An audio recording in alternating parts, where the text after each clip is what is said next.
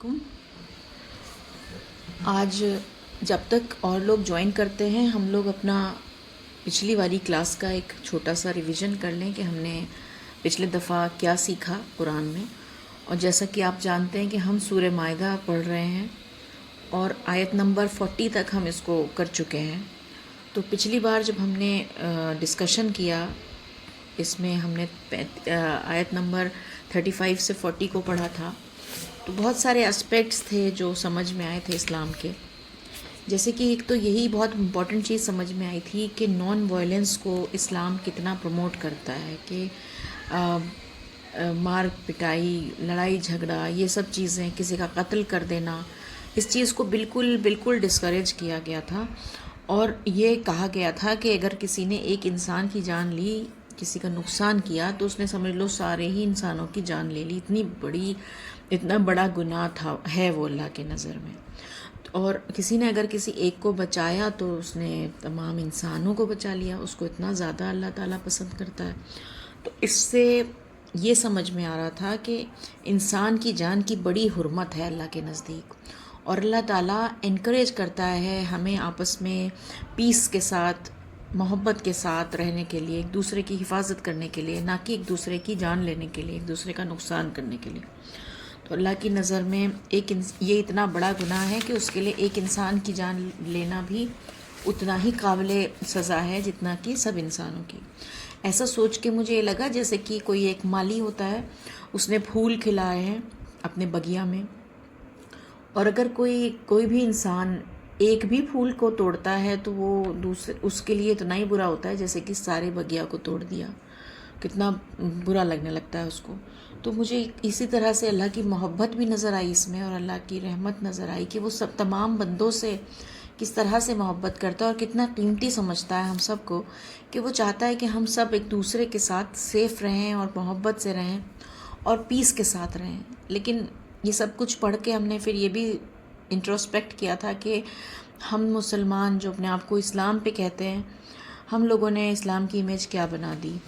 ہم لوگوں نے اسلام کو پورے کا پورا وائلنس کا مذہب بنا دیا، پورا کا پورا مار کاٹ کا مذہب بنا دیا.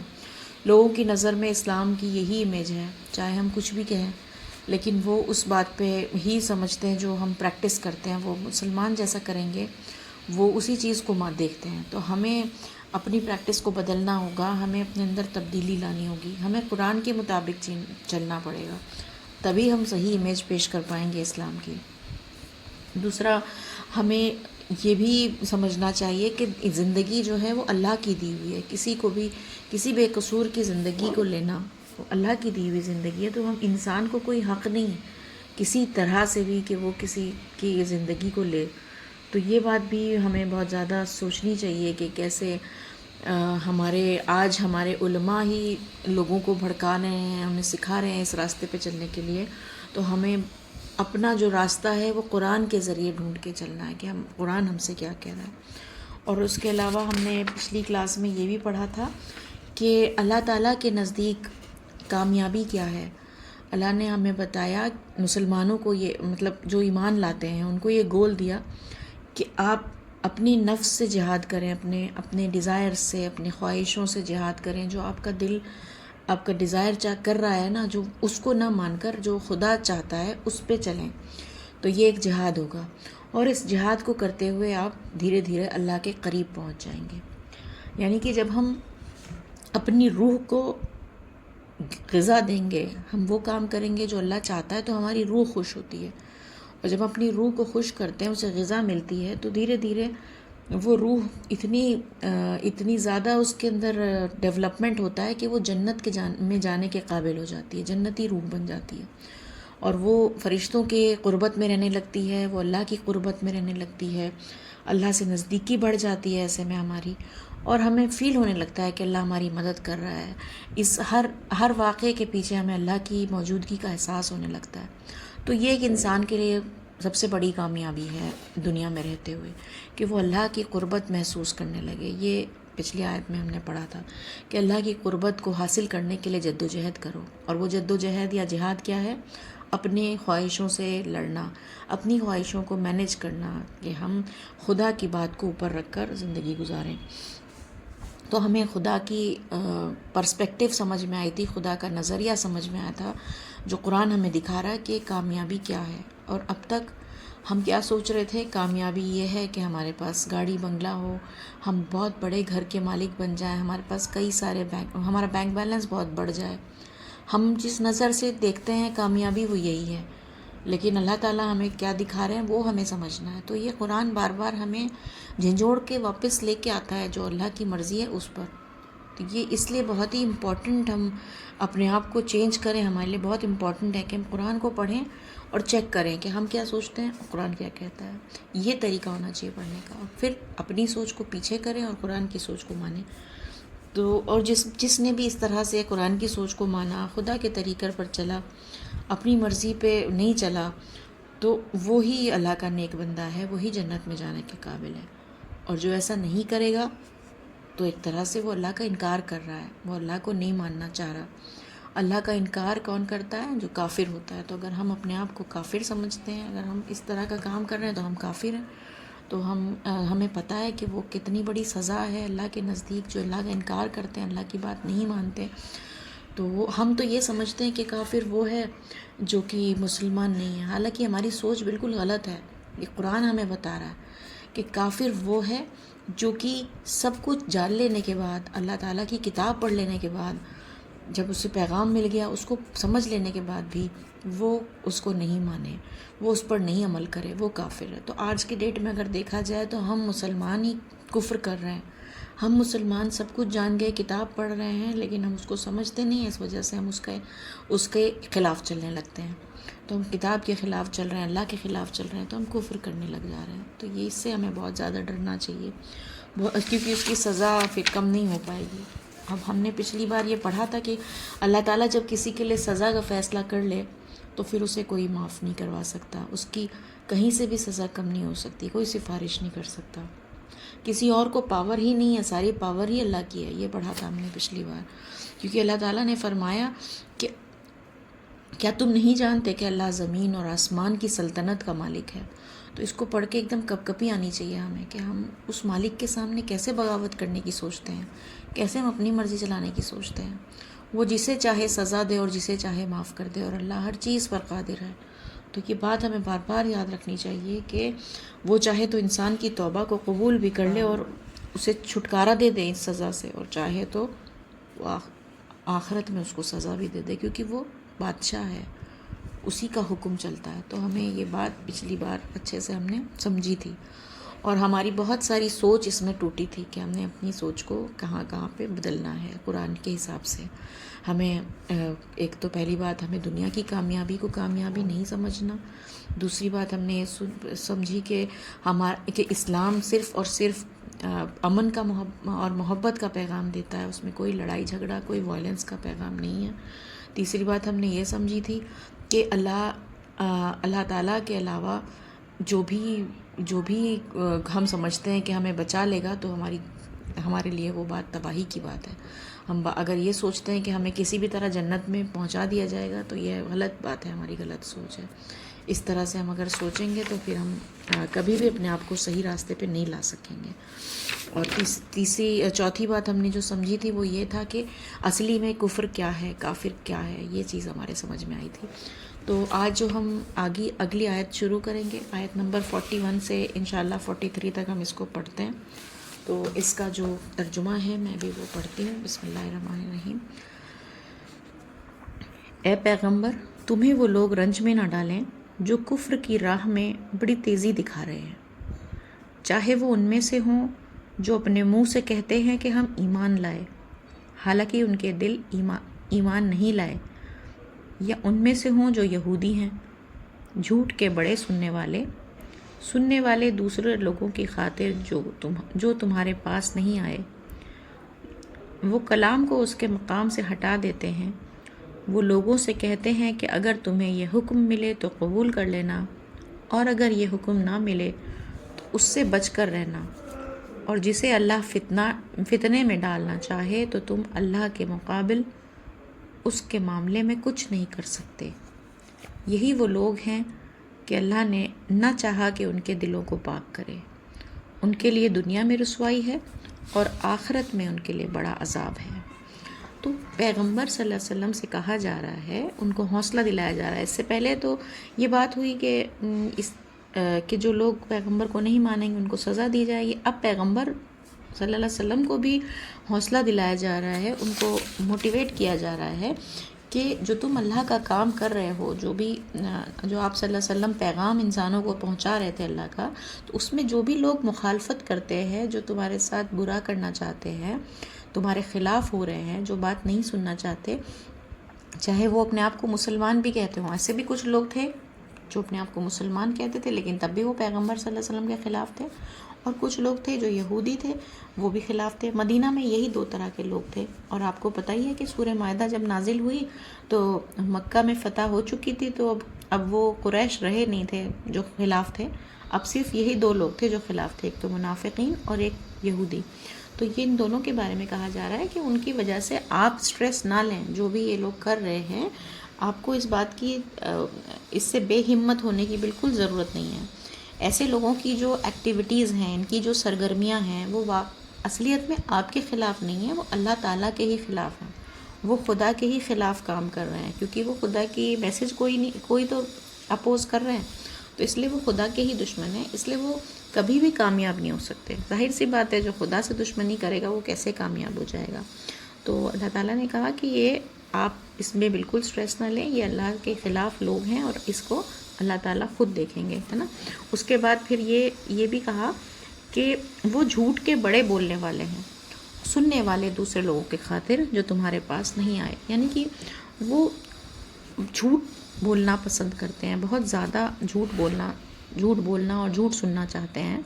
ان کی جو کیریکٹر ہے وہ بتایا جا رہا ہے اس میں، کہ وہ سننے والے دوسروں لوگوں کے خاطر، یعنی کہ جو یہودیوں کے اسکالر تھے، علماء تھے، وہ نہیں آیا کرتے تھے پیغمبر صلی اللہ علیہ وسلم کی مجلسوں میں، ان کی محفلوں میں نہیں آتے تھے سننے، کیونکہ انہیں لگتا تھا ہم تو خود ہی بہت پڑھے لکھے ہیں، ہم کیوں آئیں، ہم تو سب جانتے ہیں ریلیجن کے بارے میں، ہم ان سے تھوڑے سنیں گے۔ ان کو اپنی اسٹیٹس سے خلاف لگتا تھا وہاں جانا، تو وہ اپنے کچھ چیلے چپاٹوں کو، جونیئرز کو بھیجا کرتے تھے، وہاں جاؤ اور سن کر آؤ۔ تو جھوٹ سچ بول کے ان کو بھیجتے تھے وہاں پر، اور وہاں پر وہ جب واپس آتے تھے ان لوگوں سے سن کے، وہ انہیں بتایا کرتے تھے کہ وہ ایسا کہہ رہے تھے، وہ ایسا کہہ رہے تھے، تو پھر ان کا کام کیا تھا، وہ کلام کو اس کے مقام سے ہٹا دیتے ہیں۔ تو یہ جو یہودی کے علماء لوگ تھے، علماء حضرات تھے، ان کا کام یہی تھا کہ وہ اپنی کتاب میں جو بھی ٹیچنگز تھیں ان کے، جو بھی اللہ تعالیٰ نے ان کی کتاب میں بھیجا تھا، اس کو انہوں نے بدل دیا تھا اپنے حساب سے، جو ان کا دل کرتا تھا اس کو ویسا کرتے رکھتے تھے، اپنے میننگ نکال لیا کرتے تھے اس میں سے، جیسا میننگ وہ چاہتے تھے۔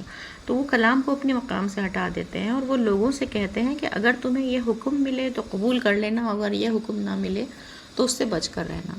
تو جب وہ سن کر آیا کرتے تھے تو ان سے کہتے تھے دیکھو یہ والی بات تو سمجھ لو ٹھیک ہے ان کی، اور یہ والی نہیں ہے، مطلب اس میں سے چھانٹ دیا کرتے تھے۔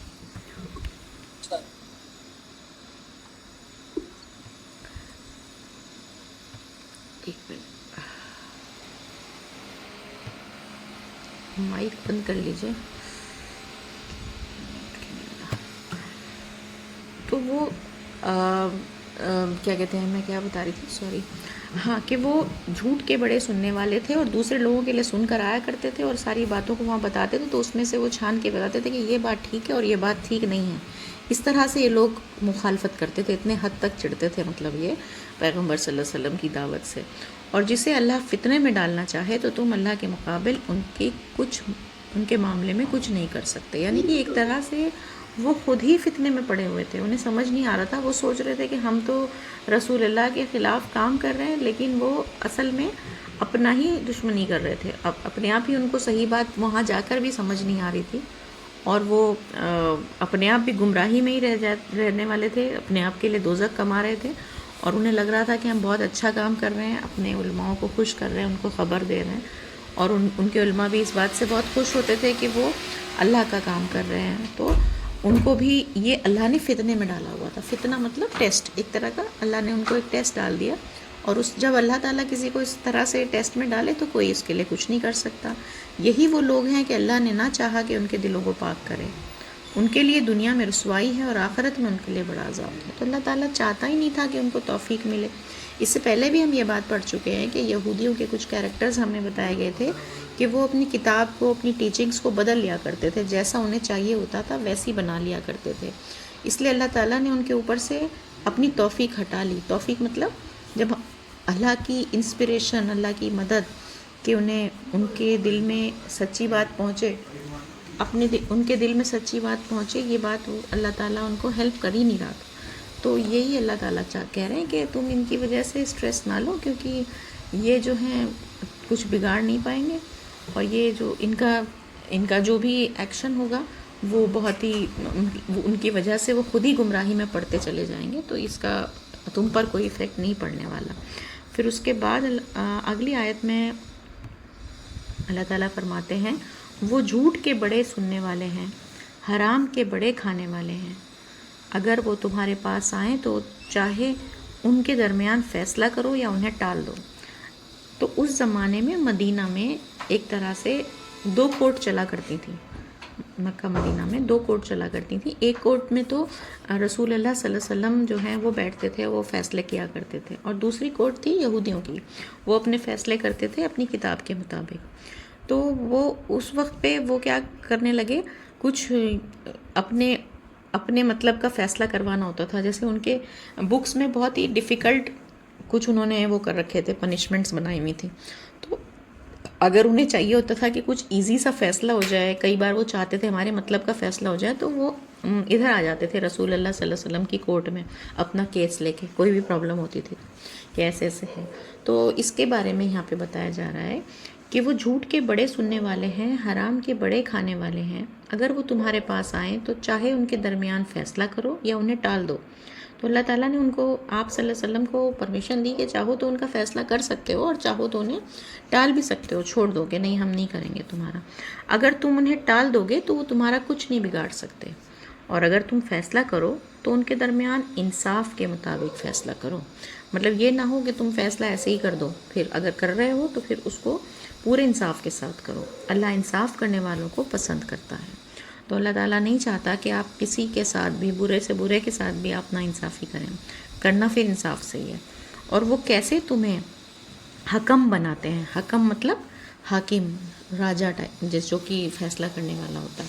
وہ کیسے تمہیں حکم بناتے ہیں حالانکہ ان کے پاس تورات ہے، تورات جو ان کی کتاب ہے جس میں اللہ کا حکم موجود ہے، پھر وہ اس سے منہ موڑ رہے ہیں، اور یہ لوگ ہرگز ایمان والے نہیں ہیں. تو اللہ تعالیٰ کہہ رہے ہیں بتاؤ، تعجب کی بات ہے، وہ تمہیں اپنا راجہ بنا رہے ہیں، تم سے فیصلہ کروا رہے ہیں، حالانکہ ان کے پاس تو اپنی کتاب ہے ہی، اور اس سے انہیں فیصلہ کرنا چاہیے جس میں اللہ کا حکم ہے. تو اگر وہ اس سے مطلب ایک طرح سے وہ اپنی کتاب کو اللہ کی کتاب مانتے ہیں، تو اس کو بھی نہیں مان رہے وہ، تو یعنی کہ اپنے آپ ہی وہ اللہ کا انکار کر رہے ہیں. خود ہی تو وہ کہتے ہیں کہ یہ کتاب اللہ کی کتاب صحیح ہے، قرآن کو نہیں مانتے وہ، لیکن پھر تمہارے پاس آ رہے ہیں. تو کتنی عجیب بات ہے کہ اس کتاب کو وہ ریڈیکیول کر رہے ہیں، ایک طرح سے اس کا مذاق اڑا رہے ہیں جو کتاب اپنے پاس ہے خود بخود. حالانکہ اپنے آپ وہ اس کا جھنڈا اٹھا کے کھڑے ہو رہے تھے نا کہ یہ ہمارے پاس صحیح کتاب ہے، تمہاری کتاب غلط ہے. تو یہ جو اس میں شروع میں بات ہے کہ وہ جھوٹ کے بڑے سننے والے ہیں، یعنی کہ ان کے جو علماء تھے نا وہ جھوٹی باتیں سنتے تھے، جھوٹ پھیلاتے تھے، اور حرام کے بڑے کھانے والے ہیں، یعنی کہ ان کو عادت تھی کہ وہ غلط طرح کے پیسے کھاتے تھے. یہاں پہ جو یہ خاص بات کہی گئی ہے نا، وہ رشوت کے لیے کہی گئی ہے. ان کو وہ رشوت لے کے فیصلہ کیا کرتے تھے، ایسی ان کی حرکت تھی کہ ان کو پیسے دیتا تھا کوئی انسان اور اپنے حق میں فیصلہ کرا لیتا تھا. حالانکہ ان کا کام تھا کہ وہ انصاف کے ساتھ فیصلہ کریں، جو ان کی کتاب میں لکھا ہوا اس طرح سے فیصلہ کریں. لیکن جو امیر لوگ ہوتے تھے وہ ان کے لیے الگ فیصلہ کرتے تھے، غریبوں کے لیے الگ فیصلہ کرتے تھے. تو اس طرح کی ان کی عادت تھی. تو اسی سے بچنے کے لیے کچھ غریب لوگ ادھر آ جاتے تھے مسلمانوں کی کورٹ میں کہ ہمیں شاید یہاں پہ کچھ آسانی ہو جائے. لیکن یہاں پہ اللہ تعالیٰ نے کہا چاہو تو آپ انہیں ٹال دو، لیکن اگر کرو گے تو پھر انصاف کے ساتھ کرو. یہ بھی کہا. اور پھر یہ کہا کہ تمہارے پاس آ رہے ہیں حالانکہ تمہیں کچھ سمجھتے نہیں ہیں، تمہیں پیغمبر بھی نہیں مانتے، اور اپنی کتاب کو وہ صحیح مانتے ہیں اور اپنی کتاب ہی کو نہیں مان رہے. اب بتاؤ ان کے اندر کتنی ہپوکریسی ہے. یہ سوچ کے اللہ تعالیٰ تعجب دکھا رہے ہیں اس آیت میں. تو ان 2 آیتوں سے جو ہمیں 3 آیتیں جو ہم نے آج پڑھی ہیں، اس میں ایک تو ہمیں یہ پتہ چل رہا ہے کہ مدینہ میں اندرونی طور پہ کیا حالات تھے، کس طرح سے 2 قسم کے لوگ ہمیشہ مخالفت کرتے رہتے تھے. لیکن ساتھ ساتھ یہ بھی سمجھ میں آ رہا ہے کہ جب بھی کوئی انسان اللہ کا کام کرنے کے لیے کھڑا ہوتا ہے تو ہمیشہ اس کے لیے اپوزٹ لوگ کھڑے ہوں گے. کیوں کھڑے ہوں گے؟ کیونکہ کچھ لوگ سمجھیں گے کہ ہم بڑے ہیں، ہماری چلنی چاہیے، اس کی کیوں چل رہی ہے. جیسے یہودی سمجھتے تھے نا کہ ہم بڑے ہیں، ہم نے آج تک ریلیجن ہمارے پاس ہے، کتاب ہمارے پاس ہے، سارے پیغمبر ہمارے پاس آئے ہیں، تو ہماری چلنی چاہیے، ہم بڑے مانے جانے چاہیے، تو ہم کسی طرح سے نیچے نہ پڑیں. چاہے یہ جو بھی کہہ رہا ہے، چاہے یہ سچ کہہ رہا ہے یا جھوٹ کہہ رہا ہے، مطلب چاہے یہ کتنی اچھی بات کہہ رہا ہے، سچ کہہ رہا ہے، لیکن میں اپنے آپ کو، اپنی پوزیشن کو گرا نہیں سکتی. میں کہوں گی نہیں میں ہی ٹھیک ہوں، اب میں اس کی بات کو مان نہیں سکتی. ایسا تو یہودی کا کیریکٹر تھا. آج بھی ایسے لوگ ہوتے ہیں، جب ہم انہیں کچھ سچی بات سمجھاتے ہیں تو انہیں لگتا ہے اگر میں نے اس کی بات مان لی تو میری تو ویلیو نہیں ختم ہو جائے گی، میری امیج خراب ہو جائے گی، میں کیسے مان لوں، میں چھوٹی ہو جاؤں گی اس کے سامنے. تو وہ بھی کیریکٹر ہمیں دکھنے کو ملتا ہے آج کل. اور دوسرا کیریکٹر وہ ہے جو منافق تھا، جو کہہ رہا ہے کہ میں مسلمان ہوں، لیکن پھر بھی وہ خلاف لگا ہوا ہے کہ کسی طرح سے ان کا جو وہ ہے نا مشن ختم ہو جائے. تو آج وہ بھی کیریکٹر دیکھنے کو ملتا ہے کہ ہم کسی کو جب اچھی بات بتاتے ہیں تو وہ سامنے تو کہتا ہے کہ ہاں سمجھ میں آ گیا، بہت صحیح کہہ رہے ہو، لیکن آپ سے جیسے ہی پلٹتا ہے تو پھر وہ جا کے دوسرے کو بتاتا ہے کہ دیکھو یہ ایسے ایسے بتاتے ہیں الٹا سیدھا. تو یہ بھی طرح کے لوگ ہیں. تو ہمیں دونوں طرح کے لوگ ملیں گے اپنے کام میں. جب بھی ہم سچے دین کی بات کریں گے یا سچائی کی بات کریں گے یا کوئی بھی اچھی بات کریں گے، دین کی ہو یا نہ ہو، لیکن ہمیں کیا کرنا ہے، ہمیں یہ نہیں سوچنا کہ یہ ہمارے خلاف ہیں تو ہم بے ہمت ہو جائیں، موٹیویشن ہمارا ختم ہو جائے. ہمیں یہ سوچنا چاہیے کہ اللہ ہمارے ساتھ ہے اور کامیابی ہمارے ساتھ ہے، چاہے یہ کچھ بھی کریں. انہوں نے، یہودیوں نے اور منافقین نے کتنی کوشش کری سیبوٹیج کرنے کی، ان کے پلانز فیل کرنے کی، لیکن کچھ نہیں ہوا. آخرکار کامیاب کون ہوا؟ جس کو اللہ نے چاہا. تو اللہ سے دشمنی کرے گا کوئی تو وہ اللہ ہی دیکھے گا اس کو. تو ایک تو یہ چیز سمجھ میں آ رہی تھی. دوسری بات یہ سمجھ میں آ رہی تھی کہ حرام جو کھانے والے بات تھی وہ مجھے بہت اپیلنگ لگی اس میں، کہ وہ لوگ پیسہ لیتے تھے اور اپنے جو مسئلے مسائل ہیں، فتوے ہیں، وہ بدل دیا کرتے تھے. ایسا ان کا کیریکٹر تھا. تو آج اگر ہم دیکھیں کہ کیا ہمارے علماء ایسا کرتے تو نہیں ہیں، تو وہ ایسا تو نہیں کرتے میرے خیال سے، لیکن ایک اور چیز کرتے ہیں. وہ ایک ایسی بات کرتے ہیں جس سے کہ لوگوں کے بیچ میں وہ پاپولر بنے رہیں، سب بھیڑ ان کی اکٹھا رہے، وہ مشہور بنے رہیں، سارے لوگ سوچیں ہاں بھئی یہ صحیح بات بتا رہا ہے، کیونکہ وہ ایسی بات بتائیں گے جو ان کے مزاج کے ساتھ ہوگی. لوگوں کا مزاج ہے کہ وہ لڑیں تو وہ لڑنے کی بات سکھائیں گے. لوگوں کا مزاج ہے کہ وہ جو بھی وہ جنگ کریں اس کو اسلام کا نام دیں، تو وہ بھی یہی کہیں گے کہ نہیں یہ تو تمہاری اسلام کی لڑائی ہے. حالانکہ وہ زمین کی لڑائی ہوگی، لیکن وہ جو علماء ہیں وہ یہ سکھائیں گے کہ نہیں یہ اسلام کے لیے جہاد ہے. تو اس سے کیا ہوگا کہ لوگ ان کے ساتھ اکٹھا ہوتے چلے جائیں گے، وہ پاپولر ہوتے چلے جائیں گے. ایک طرح سے یہ بھی تو وہی ہوا نا، رشوت. ایک طرح سے یہ بھی تو اپنے آپ کو غلط طریقے سے آپ پاپولر کر کے پیسہ کما رہے ہو. یہ وہی بات ہو گئی. اور جو آدمی سچی بات بتاتا ہے اس کے ساتھ بہت کم لوگ ہوتے ہیں، کیونکہ وہ بات کو صحیح بتاتا ہے کہ یہ بات تمہاری غلط ہے بھائی، تم اس طرح کیوں کر رہے ہو، چاہے تم بھلے ہی مسلمان ہو لیکن تمہارا یہ رویہ یہ ٹھیک نہیں ہے. تو جب کوئی کمی بتاتا ہے تو وہ تو پسند ہی نہیں آتا نا اس کو. تو لوگ سوچتے ہیں تو پتہ نہیں کیا کر رہا ہے، تو اس سے کٹنے لگتے ہیں لوگ. آج بھی ایسا ہوتا ہے اور یہ ہو رہا ہے، سب طرف دیکھنے کو ملتا ہے. جو بھی انسان کھڑا ہوتا ہے نا ہماری کمیاں بتانے کے لیے تو وہ پسند نہیں آتا. عوام کو کون پسند ہے؟ جو ہمارے حساب سے بتا رہا ہو کہ ہاں یہ ایسا ہے، تم تو وہ قوم ہو جو کہ جنت میں جاؤ گی، تم تو وہ قوم ہو جس کا حساب نہیں ہوگا، تمہارے لیے تو رسول اللہ صلی اللہ علیہ وسلم کھڑے ہو جائیں گے اپنے سفارش کرنے کے لیے. لوگ جو ایسی باتیں سنتے ہیں اس سے خوش ہو جاتے ہیں، اس کو پاپولر بناتے چلے جاتے ہیں. تو یہ ایک طرح کا جھوٹ کے بڑے بولنے والے اور حرام کا بہت کھانے والے، اس طرح کی بات لگی مجھے. تو مجھے سمجھ آیا کہ یہ بہت ہی زیادہ آج ہمیں سب چیزیں دیکھنے کو مل رہی ہیں مسلمانوں میں، مسلم علماؤں میں. تو ہمیں بہت ہر چیز میں اپنے آپ کو سمجھ بڑھا کے اپنے آپ کو چننا چاہیے کہ کس کی بات کو ہمیں فالو کرنا ہے، کون ہمیں بالکل صحیح بتا رہا ہے. اور ہمیشہ انصاف پہ رہنا چاہیے. کہ یہ بات بھی مجھے سمجھ آئی کہ ہم اپنے دشمن سے بھی اگر ڈیل کر رہے ہیں تو ہم انصاف سے نہ ہٹیں. ہم اپنے آپ کو یہ نہ سوچیں کہ ارے یہ تو بہت خراب ہے، ان کا تو کیریکٹر خراب ہے، تو ہمیشہ کبھی کچھ کہتے ہیں کبھی کچھ کہتے ہیں، ایک چیز پہ ٹکتے نہیں، تو ہم چاہے ان کا کچھ بھی فیصلہ کر دیں، ان کو یوز کر لیں ان کے ساتھ غلط کر دیں، ایسا ہماری سوچ نہیں ہونی چاہیے کبھی بھی۔ تو ایک مسلمان کی سوچ ان سب چیزوں سے بہت اوپر ہونی چاہیے۔ اللہ تعالیٰ کو یہی پسند ہے، انصاف۔ تو یہ چیزیں آج کی آیتوں میں مجھے سمجھ آ رہی تھی، اور اس میں جو ہے مجھے لگتا ہے کہ کئی پوائنٹس ہیں جو اگر ہم باریکی سے دیکھنا چاہیں تو ہمارے سمجھ آئیں گے انشاءاللہ۔ تو اور کسی کو کچھ اس میں ایڈ کرنا ہو تو وہ بتائیں، کوئی بھی پوائنٹ ایسا جو میں نے غلط بول دیا ہو، غلطی سے میرے منہ سے نکلا ہو تو اسے بھی وہ بتا دیں۔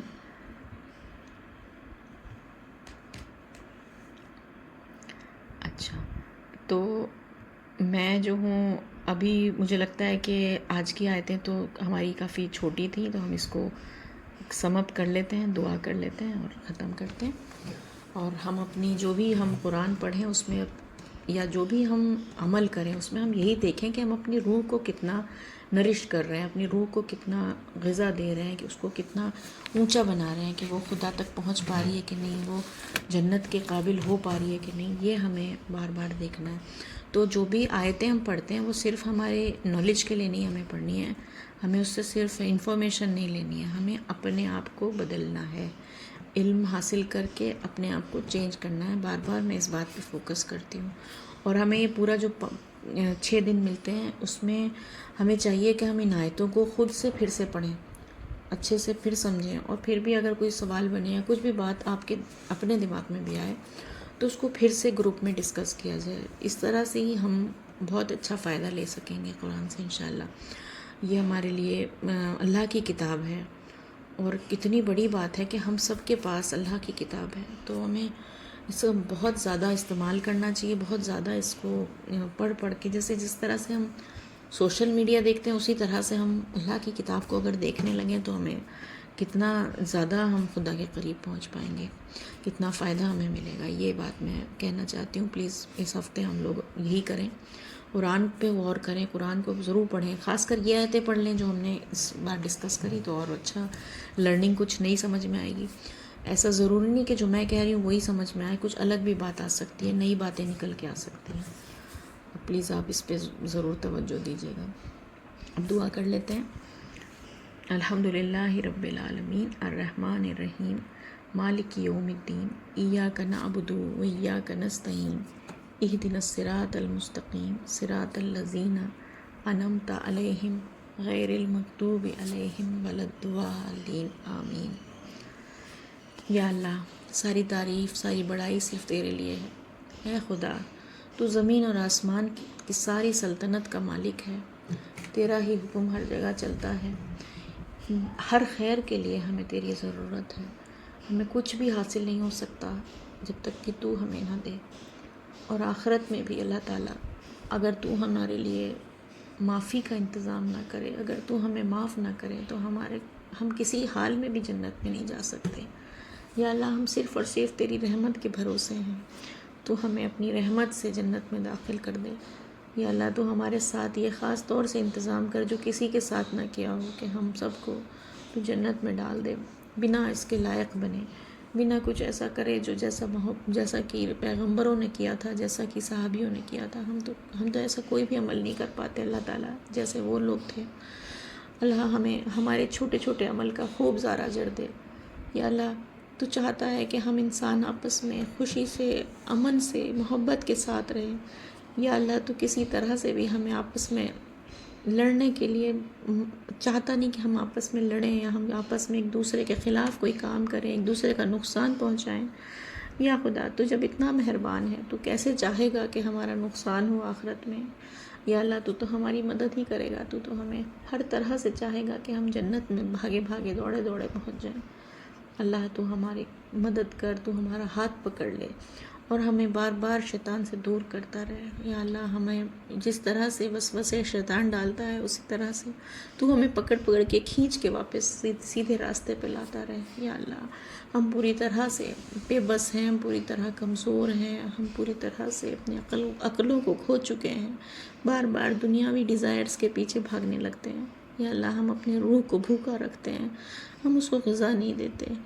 ہماری روح کو غذا دے یا اللہ، ہماری روح کو جنتی روح بنا دے۔